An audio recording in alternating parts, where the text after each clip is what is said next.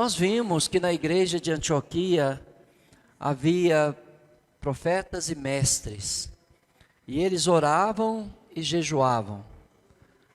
Em Atos 13, nós vimos uma igreja cheia do Espírito de Deus. É uma igreja que a palavra de Deus, representada aí pelos profetas e pelos mestres, é falada.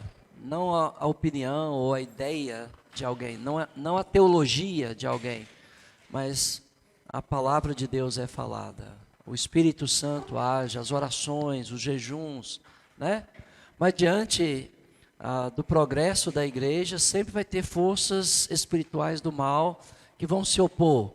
E nós vimos que havia a inveja, e com a inveja a sedução, porque os judeus conseguiram seduzir as mulheres piedosas, de alta posição, junto com os principais da cidade, para expulsar Paulo e Barnabé da cidade. Então, nós vimos os discípulos muito contentes, muito alegres. Por quê? Porque eles ficaram sabendo que Deus agora voltaria a sua atenção para os gentios, constituiu, Paulo, Saulo de Tarso, Paulo, apóstolo, como mestre, bom dia, irmã, como mestre dos gentios, e os gentios estavam muito felizes. O que a lei não podia fazer, que era perdoar e justificar, a graça agora está perdoando e justificando os gentios, e não só os gentios, mas todos os judeus que crescem em Cristo, que creram em Cristo, e todos os que creem. Então, nós vimos que a alegria faz parte da igreja saudável, a presença do Espírito Santo faz parte da igreja saudável. E nós vamos entrar hoje em Atos capítulo 14, e nós vamos ver como que a nossa confiança em Deus não vai de forma alguma fazer aquilo que nós somos responsáveis em fazer.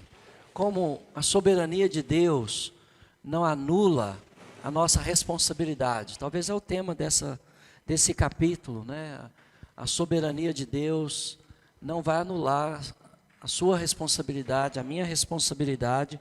Só que entre Atos 14 e Atos 15, nós temos duas cartas apostólicas, na verdade uma carta escrita pelo irmão do Senhor, Tiago, e outra carta apostólica escrita pelo apóstolo Paulo, para lidar com situações bem pontuais que nós vamos ver, se Deus permitir, começar hoje a ver. Eu já deixei aqui no quadro o esboço do livro de Tiago, facilitando a sua vida. Se você um dia for ensinar o livro de Tiago, você pode seguir esse esboço, não tem direitos autorais, você pode reproduzir isso, e facilita, porque os versículos foram divididos de uma forma a comunicar uma ideia. Então, está bem dividido ali, mas antes de ir para Tiago, vamos ler Atos, capítulo 14, mostrando para a gente que a nossa confiança em Deus, a nossa esperança em Deus, não vai anular, em hipótese alguma, a nossa responsabilidade. Tem pessoas que dizem, eu confio em Deus, mas aí precisa, por exemplo, tomar um medicamento, ela não toma. Ela é imprudente. A confiança dela não deveria anular a responsabilidade dela com a sua saúde, com o bem-estar da sua família, porque ela doente, ela acaba causando um mal-estar na sua família. Então nós vamos ver isso, em Atos 14, que a sua confiança em Deus, a sua fé em Deus, e até mesmo a soberania de Deus, não anula a sua responsabilidade, a sua prudência, Você deve ser uma pessoa prudente. Paulo e Barnabé chegam na cidade de Icônio. Vamos ver o que vai acontecer lá. Verso 1. Em Icônio, lembra que ele estava em Antioquia da Síria, e ele ficou lá, foi enviado, né, para as igrejas, e agora ele está na cidade de Icônio. Paulo e Barnabé entraram junto na sinagoga judaica. Tá vendo? Eles não estão sozinhos. Nunca é bom você estar sozinho numa obra para a glória de Deus. É bom você ter alguém que possa te ajudar. Melhor serem dois, porque se um cair, o outro levanta o caído, né? E falaram de tal modo que veio aqui grande multidão, tanto de judeus como de gregos. Está vendo? Uma grande multidão de pessoas, né? Creram. Eu creio que isso tem acontecido na África, não só pelo Gaspar, mas por outros irmãos, principalmente no norte da África, onde os muçulmanos têm o controle daquele país, que centenas e milhares de pessoas estão convertendo a Cristo através do trabalho de discipulado que os irmãos lá estão fazendo, né? Então, não é para assustar. Eu espero ver isso acontecer no Brasil, né? Uma grande multidão sendo batizada em Cristo, como nos dias de Paulo na cidade de Icônio. E disse, sempre tem oposição, irmãos. Não pense que o ministério cristão vai ser um mar de rosa, porque não vai. Vai haver sempre oposição, inveja por trás de pessoas que querem prejudicar você, o reino de Deus, a obra de Deus, né? Mas os judeus incrédulos, tá vendo? Incitaram e irritaram os ânimos dos gentios contra os irmãos. Interessante, né? Paulo agora é pregador dos gentios, apóstolo dos gentios, comissionado pelo Espírito Santo. Os discípulos gentios se alegraram lá em Antioquia, lembra? Eles estão contentes, já eram discípulos, então estavam felizes. Mas quando os judeus perderam a popularidade entre os seus próprios patrícios, o que eles fizeram? Algo que um judeu jamais faria, unir-se com um gentio. Mas os homens são assim, né? Eles unem com quem tiver que unir para se opor, né, à obra de Deus. Então, quais forças espirituais do mal estão atuando?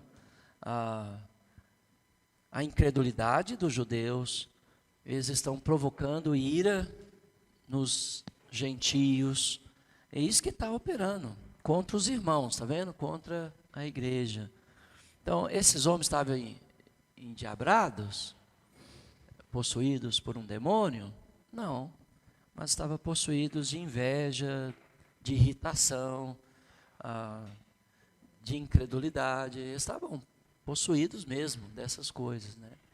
Poderíamos fazer uma campanha de libertação, né? Vamos chamar toda a cidade para libertar o povo da inveja, da amargura, dos ciúmes. Eu topo, vamos fazer. É porque é isso que tem destruído das pessoas, né? Aí os irmãos estão bem animados, né? Mas eles estão sendo irritados, provocados.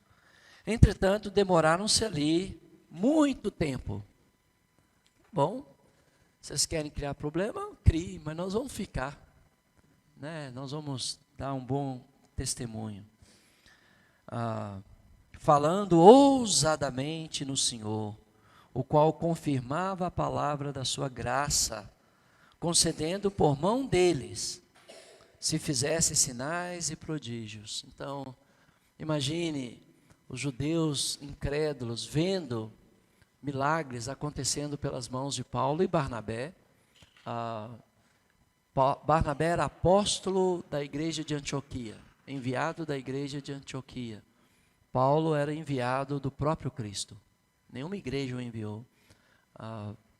O Espírito Santo confirmou, né, o envio dele aos gentios por Jesus Cristo, né, através da igreja, mas Barnabé foi enviado da igreja.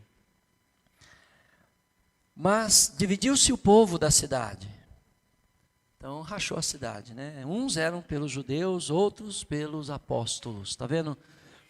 Chamou Barnabé de apóstolo. Mas Barnabé é apóstolo de quem? De Cristo ou da igreja de Antioquia? Da igreja de Antioquia, né? Então, não seria problema, né? Se a gente enviar o Braia para o Sudão, norte da África, lá no chifre da África, ele vai ser torrado pelos muçulmanos lá, mas vai deixar um bom testemunho, né, de Jesus. Nós podemos dizer, o nosso apóstolo, que foi enviado de Betim para o chifre da África, consumou o seu testemunho, irmãos, nós dando o aviso aqui na igreja, né? Confirmou o seu testemunho sendo queimado vivo. A igreja vai dizer, glória a Deus! Amém! Ninguém vai derramar uma lágrima, só vai dizer, glória a Deus! Nós temos irmãos que estão morrendo pela fé, né? E a Thaís vai ficar viúva, né? Então, ela vai estar sendo queimada, né? Tá bom. Mas, coisa que às vezes a gente acha que não pode acontecer, mas está acontecendo no mundo. Irmãos nossos sendo mortos por causa da palavra de Deus, por causa do testemunho que eles dão, né? Então, os judeus incrédulos podiam ver a glória de Deus, podia ver o poder de Deus, mas decidiu pela incredulidade. E os outros realmente creram e ficaram firmes, né? E como surgiu um tumulto dos gentios e dos judeus, associado com as autoridades, então as autoridades estão envolvidos, né? Eu sei que na África os irmãos são roubados pelas autoridades, né? A escola das igrejas de Cristo de Sunset nos Estados Unidos montou uma escola com equipamentos. As autoridades foram lá e roubou todos os equipamentos da igreja. Então agora a gente só vai ter um espaço com uma televisão e sinal de internet para que os irmãos possam ser acompanhados por nós, né, aqui de Betim. Porque o governo vai, não o governo, mas alguma autoridade corrupta vai ir lá e roubar. Se a gente colocar se colocar mesas assim, eles vão roubar tudo, né? Então é melhor deixar eles no chão, né? Não tem problema. Mas para ultrajar e apedrejar. Quem está agindo aqui, irmãos, contra a igreja? Homens. Homens invejosos, homens incrédulos, homens que estão abusando da sua autoridade, homens e mulheres, nós vimos, né, no capítulo anterior, que se deixaram influenciar pela inveja dos judeus, né? Então nós temos que entender que por trás das ações existe algo, e que se a gente consegue trabalhar aquele algo, a gente consegue ajudar aquela pessoa, né? Lembra que Paulo ficou pregando por vários tempos lá, dando oportunidade àquelas pessoas, mas a coisa ficou bem feia na cidade, né? Eles estão sendo humilhados, né, e apedrejados. Sabendo eles, quando eles ficaram sabendo que ia sofrer, o que eles fazem? Nós somos cristãos, nós vamos ficar aqui, nós vamos morrer por Cristo. É isso? Não, eles fugiram. Lembra que eu falei que a sua fé não anula a sua prudência. Se você é um homem de fé, uma mulher de fé, mas não é prudente, que você, sabendo de algo, e você ignora, você despreza. Está vendo? Eles não foram imprudentes. Eles iam ser apedrejados. O que eles fazem? Vamos embora. Vamos, porque a igreja já está estabelecida, os irmãos vão continuar o trabalho, e nós precisamos ir até os confins da terra, lembra? Nós precisamos ir até os confins da terra. Então, eles são prudentes. E eu vejo como que a imprudência tem sido parte da vida de irmãos, e já foi parte da minha própria vida. Às vezes a gente sabia de algo, em vez de evitar aquela situação, a gente insistia naquela situação. Em vez de fazer como os apóstolos e sair daquela situação. Então eles vão para a cidade de Listra e Derbe, cidades da Lincaônica, era um estado, né, grande, circunvizinhança, e onde anunciaram o evangelho. Então, eles mudaram de cidade, mas pararam a missão? Não. Então, às vezes uma pessoa não quer te receber. Por que insistir? Dá tchau para ela e vai para outra missão, né? Não deu certo naquela situação, ou já alcançou algum objetivo e não tem mais campo para você naquela casa, ou naquele bairro, ou naquela cidade. Então você vai para outra cidade, né? E este que era o trabalho dos missionários, né? Eu sei que no longo dos anos esse trabalho ficou engessado numa área, né? E por isso não cresceu tanto as igrejas, mas missionários eles estão sendo conduzidos pelo Espírito, então eles não ficam plantados numa cidade. Quem fica plantados na cidade? Os presbíteros, para pastorear o rebanho, os diáconos, para auxiliar os presbíteros, né? Viúvas, que são verdadeiramente viúvas, sustentadas pela igreja, ficam para auxiliar os presbíteros, principalmente com as mulheres idosas, as crianças órfãos, os doentes. Mas o missionário, ele sempre está indo, né? Então, você vê que Paulo confiava em Deus, podia fazer milagres incríveis. Ele já tinha feito um homem ficar cego, lembra? Antes, ele poderia cegar todos aqueles incrédulos, mas ele não fez. Ele falou: Barnabé, antes que você ganhe uma pedrada, vamos sair daqui. Vamos embora. Ele mudou de estratégia, ele não se fez imprudente, né? Ele foi prudente. Beleza, versículo 8. Em Listra, costumava estar assentado certo homem aleijado, paralítico, desde o seu nascimento, o qual jamais pudera andar. Esse homem ouviu falar a Paulo, que fixando nele os olhos e vendo que possuía fé para ser salvo, ou curado, disse-lhe em alta voz. Qual é a estratégia de Paulo? Ele podia simplesmente ordenar. Ele tinha os poderes ou as credenciais apostólicas, que era ressuscitar mortos, curar os enfermos, expulsar os demônios, né? Se eles fossem picados por víboras venenosas, não morreriam. Se alguém desse veneno para eles, né?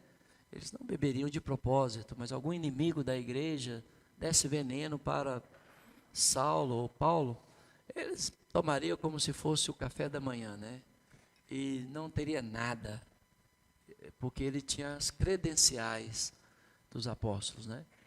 Mas ele mudou de estratégia aqui. O que ele fez? Falou que havia lá um paralítico, que desde o nascimento não podia andar.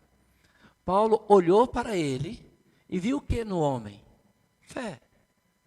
Em outras ocasiões, Paulo não dependia da fé da pessoa.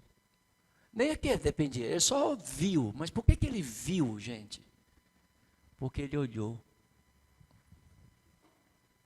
Sabe que às vezes nós estamos cegos, principalmente nós das igrejas de Cristo. Nós vemos as pessoas, olhamos para elas e vemos elas como inimigas, principalmente se elas são evangélicas. Em vez de ver fé nelas, em vez de ver amor nelas, em vez de ver temor nelas, em vez de ver compromisso delas. Nós encontramos uma senhora, eu, o Evanildo e o Anísio, na casa da nossa irmã Carmen. Ela frequenta a Igreja Universal. E lá estava ela servindo nossa irmã, que estava de cama por 15 dias. E nenhuma irmã da igreja aqui foi lá. Mas tinha uma boa samaritana lá. E nós vimos isso. Você acha quem Deus vai salvar no último dia, irmão? Judeus, fariseus, membros da igreja de Cristo que só sabe falar a Bíblia e não vive nada? Ou pessoas que estão fazendo bem? Mesmo tendo uma doutrina totalmente errada. Ele deu exemplo do samaritano, gente. O samaritano tinha uma teologia toda errada. Mas quem foi o próximo daquele homem quase morto na estrada? Não foi o sacerdote, não foi o sumo sacerdote, foi aquele homem. Aquela mulher cananeia, né, que Deus era inimigo dos cananeus. Ela chega, pede Jesus para curar, né, sua filha, que estava bem doente, à beira da morte. Jesus ainda fala, não é bom que eu pegue as coisas da mesa e dê para os cachorrinhos. Chamou a filha dela de cachorrinho. Você seguiria um rabi que chama seus filhos de cachorrinho? Jesus chamou. Ela falou, o senhor tem razão, não é bom mesmo pegar o pão da mesa e dar para os cachorrinhos, mas não esqueça que os cachorrinhos comem das migalhas que caem da mesa dos seus donos. Jesus falou, uau, nem em Israel achei fé como desta mulher. Vá, tua filha está curada, né? E o centurião? Ele era romano, gente. E ele tinha um escravo. Ele tinha autoridade. Mas ele importava com o escravo. Não era filho dele. Era só um escravo, doente. Ele pede para alguém ir até Jesus. Jesus insiste na casa daquele homem. Quando Jesus está mais próximo, ele manda outra embaixada. Depois ele vai. Ele fala, eu não fui ter com você porque eu não me achava digno. Por isso eu pedi pessoas para falar. E ele falou, puxa vida, nem em Israel achei fé como esta. Então, o que Paulo viu naquele homem que estava sob maldição, não podia andar desde a infância, viu fé. Por que Paulo viu fé nele? Porque olhou para ele. Então, vamos olhar para as pessoas, vamos olhar para a vida delas, vamos ver as boas obras que elas estão fazendo. E depois, sim, vamos conversar sobre aquelas questões que realmente cria um obstáculo para elas chegarem a Deus. Mas como Cornélio, que tinha fé, que orava, que Deus aceitou suas orações, aceitou suas esmolas, o mundo está cheio. Mas só vamos ver se a gente tirar o nosso óculos da igreja de Cristo, jogar fora, e pôr o óculos das Escrituras. Eu sei que eu vou ser excomungado, mas não importa. Mas está na hora, irmãos. Passou a hora da gente seguir a instrução bíblica. Paulo podia, com uma palavra, cura-te. Mas ele olhou para o homem, e ele viu o que no homem? Fé. O que nós vimos naquela senhora naquele dia? Amor genuíno. Servindo nossa irmã Carmen, que estava toda inchada por causa de doença constante que ela tem. É isso que nós vimos. E o que nós fizemos? Oramos juntos. O que nós fizemos? Falamos, você podia frequentar a nossa congregação? Pessoas simples, humildes, pecadores, mas que amam. Você podia nos ajudar a ter esse tipo de amor que você tem para com a nossa irmã? você pode ir lá ajudar nossas irmãs? Foi o que nós fizemos.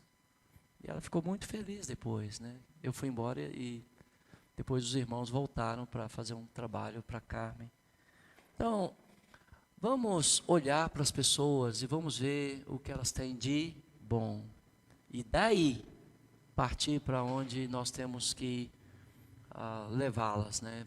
Daí para a fé pura em Cristo e nas Escrituras. Vou ser amaldiçoado depois dessa aula, mas maldição não pega no ungido de Deus. Então, viu que Paulo mudou de estratégia? Paulo diz, apruma-te direito sobre os pés. Né? Ele soltou e ele andava. Você não vê milagres assim hoje em dia? Não vê, não. Você só vê curas cuja a origem é psicológica, cuja origem é imaginária, cuja origem é funcional. Mas um homem de nascença, na porta da cidade, aí diz, quando as multidões viram o que Paulo fizera, você viu que não foi o Barnabé, foi o Paulo, né? Gritaram em língua licaônica, dizendo, os deuses em forma de homens baixaram até nós. A Barnabé chamaram Júpiter, porque a tarefa de Júpiter, segundo a mitologia grega, era só liderar. E você vê que Barnabé era um bom líder, ele conduzia. Você lembra que ele que conduziu Paulo lá para a igreja em Jerusalém? Então, Barnabé não está falando, quem está falando é Paulo. É o mesmo, né? A Barnabé eles chamaram de Júpiter, né? Os sacerdotes de Júpiter tinham essa função de liderar o povo. E aí eles falaram isso, né? Eles começaram a cultuar os dois homens, né? Barnabé e Paulo. E de Mercúrio, puxa, já havia Mercúrio naquela época, né? Porque era este o principal portador da palavra. Quem era o principal portador da palavra? Paulo, né? Não era que Barnabé não falava, não pregava. Eles estavam servindo a igreja em Icônio por muito tempo. Mas aqui Paulo, ele assume a liderança e fala. Aí o sacerdote de Júpiter, cujo templo estava em frente da cidade, puxa, Barnabé já tem um templo famoso, hein? Puxa, se ele fosse como os homens, né, que em vez de anunciar a verdade, pega a mentira e dá uma roupagem cristã na mentira, né? Para as pessoas ficarem. Ele saindo, trazendo para junto das portas touros, grinaldas, queriam sacrificar juntamente com as multidões. Então, cuidado com os elogios, viu? Porque eles são feitos bem de manhã cedo, e no fim da tarde você é apedrejado pelos mesmos que te elogiaram. Quer ver? Porém, ouvindo isso, os apóstolos, Barnabé, está vendo que Barnabé foi chamado apóstolo? Não de Cristo, mas da igreja de Antioquia. E Paulo, rasgando as suas vestes, saltaram para o meio da multidão, clamando, Senhores, por que fazeis isto? Nós também somos homens como vós. Olha, irmãos, Paulo não viu aqueles homens como adversários, inimigos. Paulo se colocou no mesmo nível. Eu vejo irmãos tão arrogantes, falando para pastores, muitas vezes, muito mais dedicados aos estudos, à palavra, com tanto desprezo, porque se julgam melhores. Porque o pastor está seguindo uma doutrina talvez em algum ponto errado. Não em todos os pontos, mas em algum ponto. Olha a atitude de Paulo. Os caras eram idólatras, os caras eram adoradores de Zeus, adoradores de Mercúrio, adoradores dos demônios. O que Paulo fala? Não, nós somos homens como vocês. Não é melhor a gente falar, olha, nós estamos buscando a fé em Cristo como vocês. E nós temos algumas divergências, vamos conversar sobre elas? Em vez de impor, né, de falar, vocês estão condenados ao fogo do inferno e nós somos salvos. Só de fazer isso você está condenado, meu irmão. Quem julga será julgado. Jesus falou isso. Não falou? E ele é o nosso discipulador. Jesus diz, quem julga será julgado. Quem mede será medido. Com a mesma medida. Então, nós temos que aprender com as Escrituras e seguir o exemplo das Escrituras. E o exemplo de Paulo e Barnabé não foi de arrogância, mas foi de muita humildade, dizendo, nós somos homens como vocês. E nós estamos sujeitos aos mesmos sentimentos. Uau! Não só como, mas nós estamos sujeitos a fazer essas mesmas loucuras.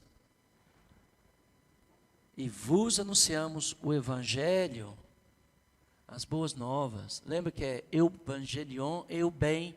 Nós queremos o bem de vocês e nós temos boas notícias. É isso que Paulo falou. Nós temos uma boa notícia para dar e nós queremos o bem de vocês. Para que dessas coisas vãs converteis ao Deus vivo. Ele não deixou de tratar o problema. Mas ele começa com muita humildade, com muito amor. Primeiro ele vê a fé no paralítico. Provavelmente você nem ia ver, você só ia ver um pedinte inútil, não serve para nada, né? Você nem teria visão para aquele homem. Mas Paulo teve. E Paulo achou fé naquele homem, né? Depois, agora os sacerdotes estão adorando, né? Paulo e Barnabé já iam sacrificar a Paulo e a Barnabé, e ele fala, não, nós somos homens como vocês, temos os mesmos sentimentos, mas nós queremos o bem, nós temos boas notícias, nós queremos que vocês deixem essas coisas vãs para servir ao Deus vivo, que fez o céu, a terra, o mar, tudo que neles há.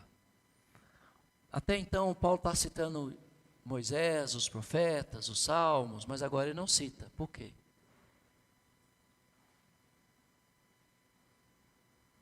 Em todas as pregações, os apóstolos, até agora, estão citando os Moisés, os profetas, os salmos, as escrituras. Porque esse povo aqui não acredita na lei de Moisés. Eles nem sabiam da lei, quanto mais acreditar. Eles não tinham a lei de Moisés, eles eram gentios, lembra?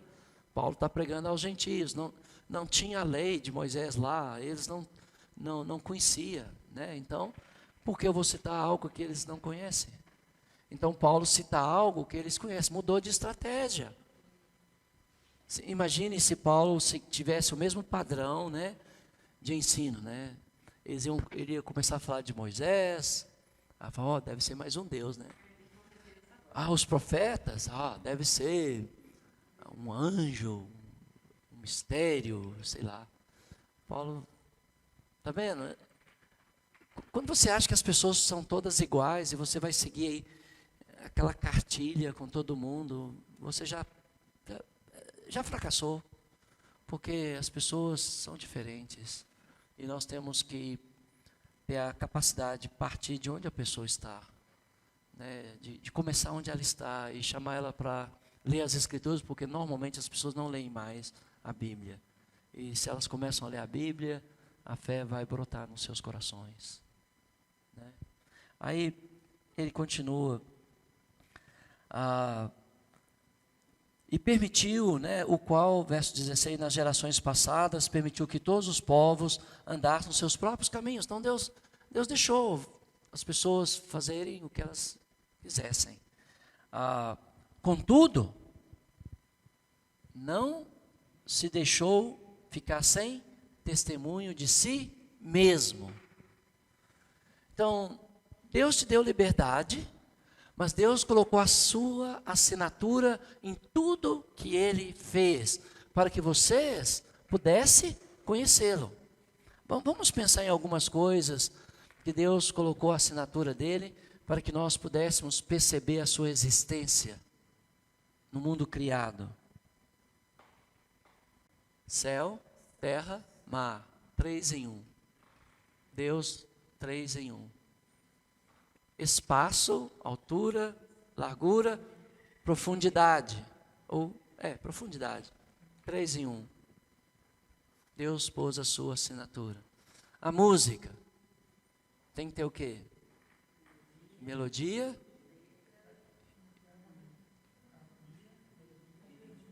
Eu sei que tem que ter 3 coisas para ter música.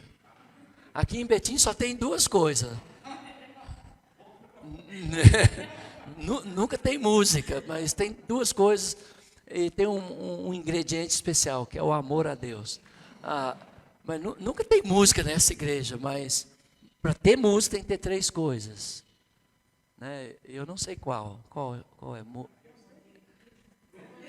Melodia, ritmo.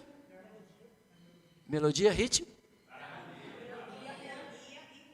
Melodia, harmonia e ritmo. 3 em 1. Deus colocou a sua assinatura na música. No átomo. Nêutrons, elétrons, prótons. 3 em 1. A base de toda a matéria, Deus colocou a sua assinatura. Alá não é o nosso Deus. Porque Alá é um, certo? Cadê a assinatura dele na criação? Não existe. Jesus é o nosso Deus. O Espírito Santo é o nosso Deus. E eu não sei pronunciar o nome correto do Pai, porque ninguém consegue. Mas é mais ou menos Yahweh, Yahvé. Os gregos pronunciavam Yahvé. Nós falamos Pai Celestial. Né? Mas ele colocou a assinatura dele. Né? No homem, corpo, espírito e mente. 3 em 1. Né? E você pode ficar pensando em tantas coisas que Deus colocou a sua assinatura para que as gerações passadas pudessem conhecê-lo e crer nele, como Deus também tem deixado a sua assinatura para que nós creiamos nele. Por isso diz, fazendo bem a todos. Então, nosso dever é fazer o bem às pessoas. Não é discutir Bíblia com ninguém. Se você está discutindo Bíblia com as pessoas, você já perdeu. Se você está lendo a Bíblia, as pessoas estão comentando, você está comentando, você está compartilhando, aí beleza, mas se você está discutindo Bíblia, você já perdeu.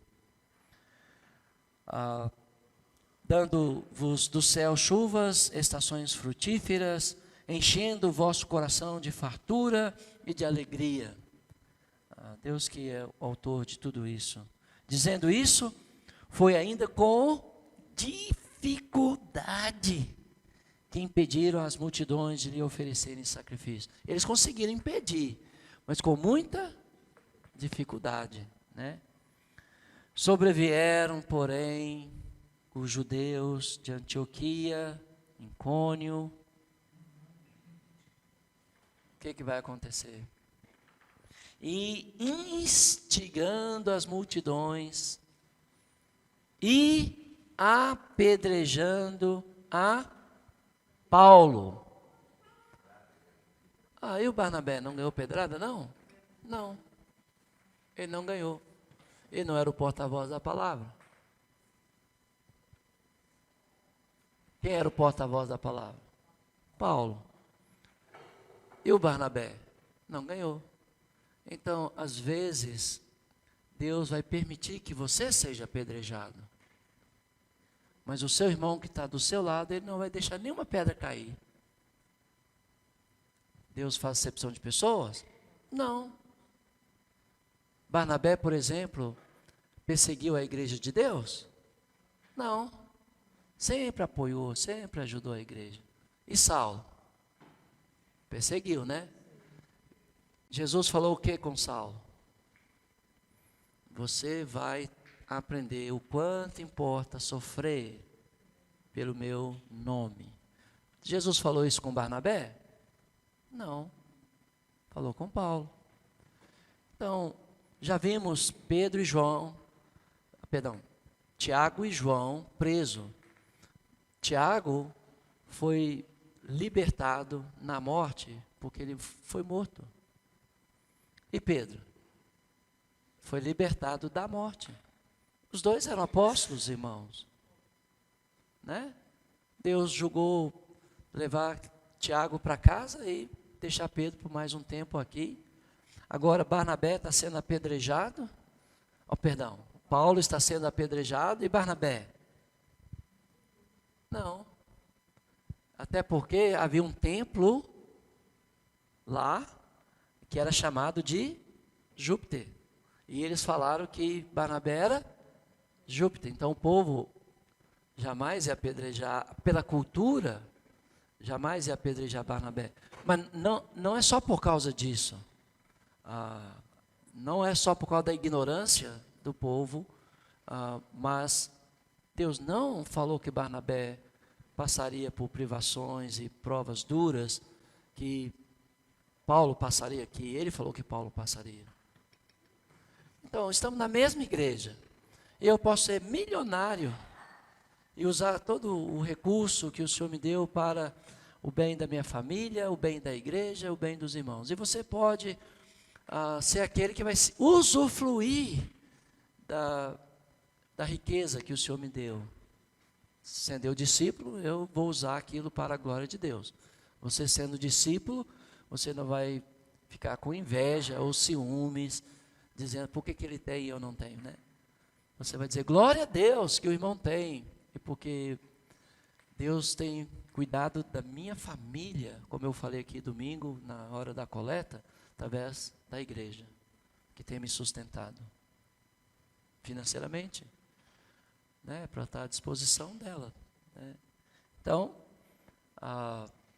você não fica se comparando com outras pessoas, você aceita o seu jugo e louva a Deus, e o irmão aceita o jugo dele e louva a Deus, porque todos nós somos discipulados por Jesus Cristo, nosso Senhor. Né?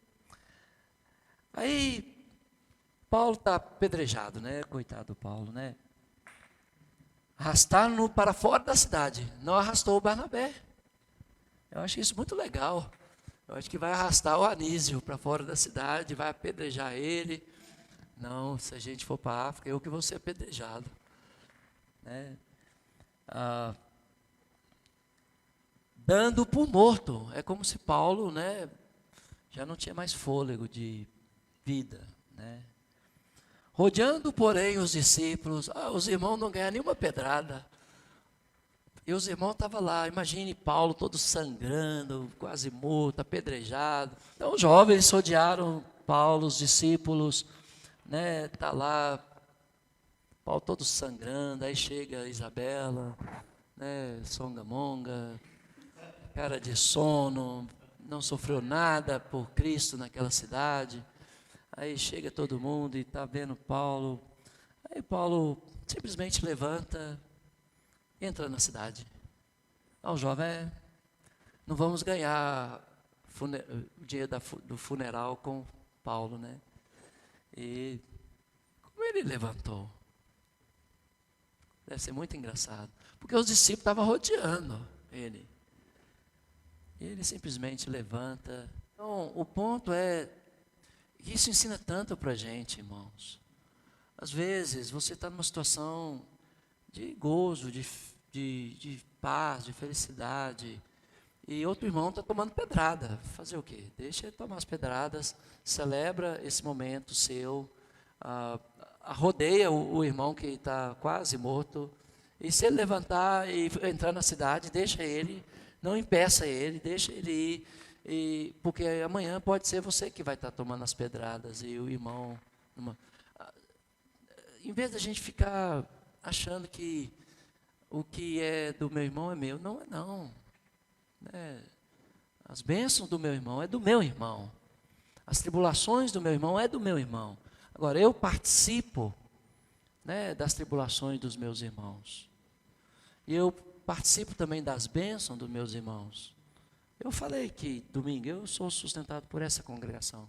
Ponto. Eu participo das bênçãos dos meus irmãos. Mas eu também participo das dores dos meus irmãos. Estou dizendo isso, irmãos, para dizer que nós estamos sujeitos às mesmas coisas. E nós participamos da dor dos nossos irmãos, mas também somos abençoados quando eles são abençoados. Mas a dor do meu irmão não é a minha dor. Porque se eu tomo para mim, e eu tomo de A, de B, de C, no final, eu estou morto. Mas o ponto é que Barnabé não estava indiferente, mas as pedradas não eram para ele. Então, às vezes, você vai passar por situação que é sua. Louve a Deus, irmão. Né? Sacode, limpa um pouquinho do sangue, vai pregar só. Fica aí. Estou cheio de dor, não posso fazer nada. Não, levanta só. Aí, ó, o Paulo não levantou? Os discípulos deviam estar, nossa, o Paulo morreu. Paulo morreu. Aí Paulo, não, morri não. Levantou. E olha o que ele vai fazer. Ele entra na cidade, no dia seguinte, partiu com... Imagina a conversa dos dois. Ô Paulo, você tomou umas pedradas legal ontem. E eu fui lá na casa do irmão tal, tomei um cafezinho, rapaz, com um pãozinho de queijo. Legal. Não sei se tinha pão de queijo naquela época, né? E o Paulo falou assim, Barnabé. Né? Falou assim, ó... Você que perseguiu a igreja, meu irmão, agora aguenta o tranco. Jesus falou com você, você ia sofrer, fazer o quê? Vamos embora, gente, para com essa de mimimi na igreja, vamos amadurecer, vamos crescer na fé, vamos deixar os rudimentos da doutrina de Cristo e vamos avançar para o que é perfeito, amém, irmão? Então, vamos amadurecer, chega de mimimi na igreja, chega, né? E aí eu acho legal, porque ele vai falar uma coisa aqui legal, o Paulo agora, ó. E tendo anunciado o evangelho naquela cidade, porque eles vão para a cidade de Derbe, feito muitos discípulos, voltando para Listra, Icônio, eles voltam, depois voltam para Antioquia, fortalecendo a alma dos discípulos, exortando-os a permanecer firmes e mostrando, como é que Paulo mostrava? Que através de muitas tribulações nos importa entrar no reino de Deus. Como que você acha que ele mostrava, irmão? Tirando a roupa. Aqui, irmãos, ó, as pedradas, as feridas. Mas como é que Paulo mostrava que era por meio de muitas tribulações? Irmão, era só ele tirar a camisa. Não precisava falar mais nada. O que importa? Nós já estamos no reino? Sim, estamos. Mas para entrar no reino dos céus, muita luta. Quando nós entramos no reino, né, foi totalmente pela obra e o sacrifício que Jesus Cristo fez na cruz. E nós entramos, porque Ele pediu para a gente nascer de novo e nós nascemos no batismo. E entramos. Mas para chegar no reino dos céus, você vai tomar pedrada, meu irmão. E o outro vai comer pão de queijo. O que você tem com isso? Nada. Você suporta as suas pedradas e o outro irmão louva a Deus pelo pão de queijo. Legal, vamos embora. Bora, vamos pregar. Né? E promover. Aí agora que é interessante, ó. E promovendo-lhes em cada igreja a eleição de presbíteros. Então, o que eles faziam? Eles promoveram, né, nas igrejas. Eram igrejas jovens, igrejas novas, mas eles estão elegendo presbíteros para que esses fossem responsáveis para pastorear o rebanho. E Paulo e os apóstolos estavam sempre dando suporte aos anciãos da igreja. nós temos demorado muito em estabelecer presbítero nas igrejas. Mas nós devemos, não é apressar o processo, mas nomear presbíteros o mais rápido possível. Lembrando que você precisa levar em conta a família do presbítero, a vida pessoal do presbítero, a vida emocional dos presbíteros, a vida social dos presbíteros, e por último, a vida ministerial, no sentido de ensinar ou pregar. Felizmente, nós estamos invertendo isso. Se o cara prega bem, ensina bem, estamos colocando. Isso está errado. Se a família dele não é padrão dos fiéis, se os filhos não são fiéis, se ele não tem domínio próprio, controle, né, a área emocional, se a vida social dele é uma bagunça, ele não pode.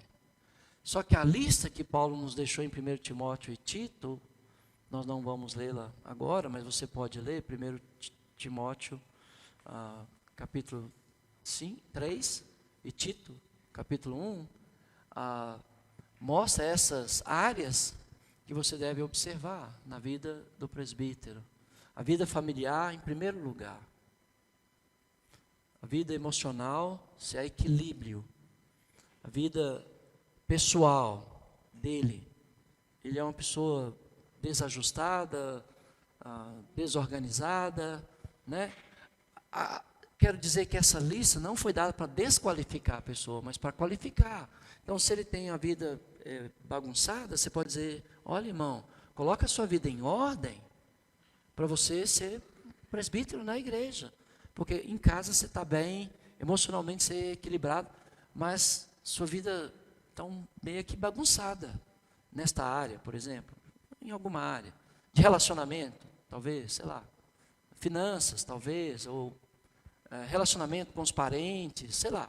Você fala, olha, então você corrige isso, né, e logo, logo você vai poder pastorear a igreja de Deus. Não é para desqualificar a pessoa, é para qualificar a pessoa.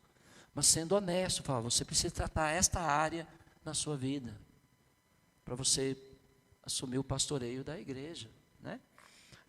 E a vida, eu falei familiar, emocional, pessoal, emocional e ministerial. Ele ensina, ele conhece as escrituras, ele pode convencer pessoas que contradizem a verdade, pode, então. Mas isso deve ser a última coisa a ser checada. Porque às vezes a pessoa acha que por ter conhecimento é suficiente. E não é. E acaba trazendo tanta confusão depois, né?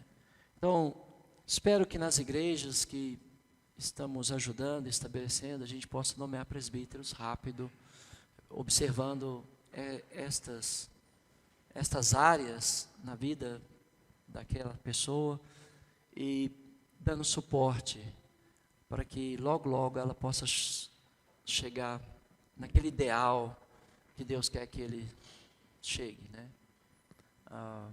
Porque se você deixa pessoas responsáveis, aí chega alguém lá naquela igreja, e aí quer mudar tudo naquela igreja, aqueles dois irmãos, vai dizer, não, nós somos os responsáveis aqui. E nós vamos consultar os anciãos que nos mandaram para cá sobre essa questão. Mas você não decide aqui, quem decide somos nós, consultando os anciãos, né? Qual é o problema? Ou não tem problema? Mas, então, eu acho que seria bom você anotar essas 5 áreas que você precisa dar uma atenção especial na nomeação de presbíteros e evangelistas na igreja. Não é para desqualificar as pessoas, mas para qualificar. Se ele tem problema na área emocional, então vamos tratar essa área emocional. Se tem problema de saúde física, então vamos tratar a questão física, porque vai ter que ter muita energia física para pastorear a igreja. Então, tem que cuidar, né? Tratar essas áreas. Então, eles oravam e jejuavam e os encomendaram ao Senhor em quem haviam crido. Provavelmente eram os homens mais velhos daquela comunidade e que eram colocados como presbíteros. Também aqui promovendo-lhes. Então, eles chamavam a igreja a participar do evento. A igreja muitas vezes levantava a mão, aprovando. Que tipo, suponhamos que escolhemos o Anísio e o Evanildo, né? Então, a igreja está de acordo? A igreja levantava a mão. Ok, bora. Né? Aí eles são presbíteros aqui em Betim agora, né? Então, mas eles são mais jovens. Tem presbíteros mais velhos, né? Então, se chega alguém aqui e quer mudar as coisas na igreja, eles falam, não, irmão, nós somos os responsáveis pela igreja. E nós vamos consultar os anciãos que nos colocaram como responsáveis. E eles vão crescendo e amadurecendo. E nós atingiríamos o propósito de Deus quanto à eleição de presbítero muito mais rápido. Né? E eles não deixariam ninguém chegar aqui e atrapalhar a igreja. Né? Por isso que quando tem reunião de presbíteros com as esposas e alguém que quer falar alguma coisa, a gente chama vocês para ver. Não é à toa. A gente faz tudo com um propósito, né, no final. Então, vamos promover a eleição de presbíteros, vamos promover a eleição de diáconos para auxiliar os presbíteros. A lista está lá em Timóteo 3, Tito 1. Não é para desqualificar as pessoas, é para qualificar. Mas se você consegue pegar aquela lista e colocar nessas 5 áreas que eu falei, depois, eu acho que eu já fiz um gráfico assim, posso refazer. Já mandou? Está no jornalzinho? Ok. Aí você vê a vida familiar, vida emocional, vida pessoal, vida social, porque o presbítero tem que relacionar, né, com as pessoas. E a vida ministerial seria ensino e pregação. Ele tem que saber, não tem que saber a Bíblia toda, mas tem que saber que Jesus é o Filho de Deus, o Senhor, o Salvador. Tem que saber a essência, né, do cristianismo. Né? Ok. E aí, ali, no verso 27, para a gente terminar essa lição de hoje, ali chegados, reunida a igreja. Quem reuniu, irmão? A igreja, a assembleia. Lá, eles voltaram para onde? Para Antioquia, né? E relataram quantas coisas fizera Deus com eles e como abrira aos gentios a porta da fé. E permaneceram não pouco tempo com os discípulos. Então, Paulo e Barnabé agora, está lá em Antioquia, né? Imagina Paulo contando para os irmãos, né, das pedradas que ele levou, olhando para Barnabé, não tinha nenhuma marca no corpo, nenhuma pedrada. Eu falo, e esse aí, irmão, enquanto eu estava sendo apedrejado lá, ó, né? E eu creio que os apóstolos brincavam também. Eles não eram só pessoas sérias, carrancudas, que ninguém podia aproximar deles. Então eles estão na cidade de Antioquia. E vai surgir um problema. Mas entre esse problema, já havia outros problemas na igreja. Então, nós vamos ter que tratar esses outros problemas. Eu vou fazer uma lista dos problemas que havia na igreja, depois do intervalo. E vamos ver que Tiago, irmão do Senhor, porque Tiago, irmão de João, apóstolo, tinha sido morto. Tiago, que também era irmão de João, né? De Zebedeu. E só Tiago Alfeu estava vivo. e Tiago, irmão do Senhor. Então, você não tem muita informação sobre o outro apóstolo, cujo nome era Tiago. A Bíblia não dá. Não quer dizer que ele não estava fazendo as mesmas obras que os outros apóstolos. Estavam, mas a Bíblia não fala. Então, quem escreveu a carta foi Tiago. Então, a gente vai ver os problemas que a igreja estava enfrentando e que foi necessário Tiago, mais ou menos no ano 48 aqui, 49, mais 48 do que 49, abordar os problemas e tratar os problemas, tá bom? Intervalo e a gente volta para a carta de Tiago, porque vai ter um buraco aqui muito grande, desde Antioquia, que eles voltam, né? Terminou aquela primeira viagem, aí entre a primeira viagem e a segunda viagem missionária, eles veem que a igreja está em expansão, mas ao mesmo tempo está sofrendo perseguição, ameaça por todos os lados e problemas internos. Então, isso chega ao conhecimento dos apóstolos em Jerusalém. E eles então têm que tomar providência, têm que ensinar. Então, Tiago, irmão do Senhor, vai escrever a carta de Tiago, nesse momento. Você pode até pôr, Tiago, porque quando você for ensinar alguém, você sabe que foi nessa data, 48.